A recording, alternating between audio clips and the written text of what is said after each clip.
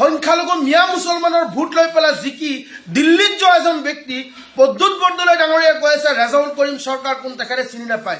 ইনশাআল্লাহ আগন্তুক সংসদীয় এমপি ইলেকশ্যন আমি তেখেতক দেখুৱাই দিম। ৰেজাউল কৰিম চৰকাৰ ডাঙৰীয়া আপোনাৰ বিজেপিৰ এজেণ্ট নে দেৱব্ৰত শইকীয়া ডাঙৰীয়া বিজেপিৰ এজেণ্ট? অখিল গগৈ ডাঙৰীয়া যদি আপুনি যিকোনো সময়ত গ'লেই ৰেজাউল কৰিম চৰকাৰক দেখা পায় তেন্তে আপুনিতো তাতকৈ আৰু বহুত ডাঙৰ আপুনি বিজেপিৰ এজেণ্ট।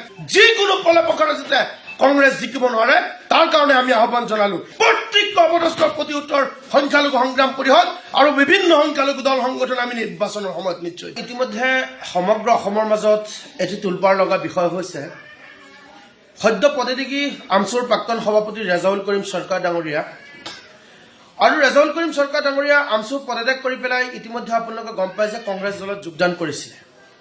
অতিকে আচৰিত আৰু পৰিতাপৰ বিষয়, কংগ্ৰেছত যোগদান কৰাৰ পিছতেই ৰেজাউল কৰিম চৰকাৰ ডাঙৰীয়াই যিটো মন্তব্য কৰিছিল যে আপোনাৰ শিৱসাগৰক ধুবুৰী বনাব, ধুবুৰীক শিৱসাগৰ বনাব, অৰ্থাৎ সমন্বয়ৰ যি আলোচনা কৰিছিল যে আমাৰ সমগ্ৰ অসমৰ মাজত উজনি আৰু নামনি বুলি কথা নাই, আমি সকলোৱে ঐক্যতাৰ বান্ধোনত থাকি আগুৱাই যাব লাগে আৰু অসমখনক বৰ অসম বনাই আমি আগুৱাই লৈ যাব লাগে।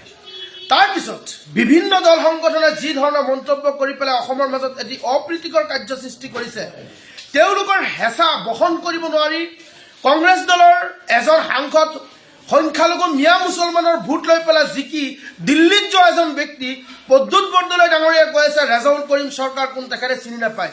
গতিকে ৰেজাউল কৰিম চৰকাৰ কোন তেখেতক আমি ইনশাআল্লাহ আগন্তুক সংসদীয় আপোনাৰ যি এমপি ইলেকশ্যন আমি তেখেতক দেখুৱাই দিম। আৰু লগতে দেৱব্ৰত শইকীয়াই কৈছে যে তেখেতৰ বিৰোধী দলৰ উপদলপতি তেখেতে কৈছে যে ৰেজাউল কৰিম চৰকাৰ ডাঙৰীয়া বিজেপিৰ এজেণ্ট।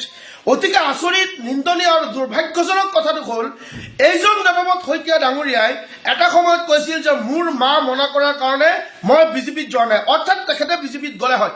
তেখেতে আপোনালোকে ভাবক যে তেখেত আচলতে যি মন্তব্য কৰিছে ৰেজাউল কৰিম চৰকাৰ ডাঙৰীয়া আপোনাৰ বিজেপিৰ এজেণ্ট নে দেৱব্ৰত শইকীয়া ডাঙৰীয়া বিজেপিৰ এজেণ্ট? আৰু তাৰ লগে লগে ৰাইজৰ দলৰ সন্মানীয় সভাপতি অখিল গগৈ ডাঙৰীয়াই কৈছে যে যিকোনো সময়ত মুখ্যমন্ত্ৰীৰ ওচৰত গ'লেই ৰেজাউল কৰিম চৰকাৰ ডাঙৰীয়াক তেখেতক দেখা পায়। গতিকে মই প্ৰশ্ন কৰোঁ যে অখিল গগৈ ডাঙৰীয়া যদি আপুনি যিকোনো সময়ত গ'লেই ৰেজাউল কৰিম চৰকাৰক দেখা পায় তেন্তে আপুনিতো তাতকৈ আৰু বহুত ডাঙৰ আপুনি বিজেপিৰ এজেণ্ট।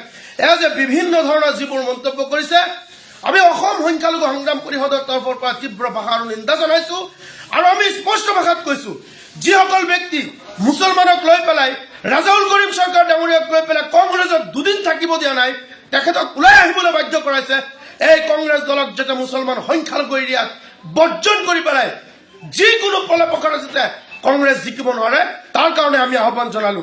কাৰণ এটি জাতীয় সংগঠন কৰা ব্যক্তিক যিদৰে সন্মান কৰিব নাজানায়, জাতীয় সংগঠন কৰা এজন নেতাক যিদৰে আপোনাৰ অপদস্থ কৰিছে, প্ৰত্যেকটো অপদস্থৰ প্ৰতি উত্তৰ সংখ্যালঘু সংগ্ৰাম পৰিষদ আৰু বিভিন্ন সংখ্যালঘু দল সংগঠন আমি নিৰ্বাচনৰ সময়ত নিশ্চয়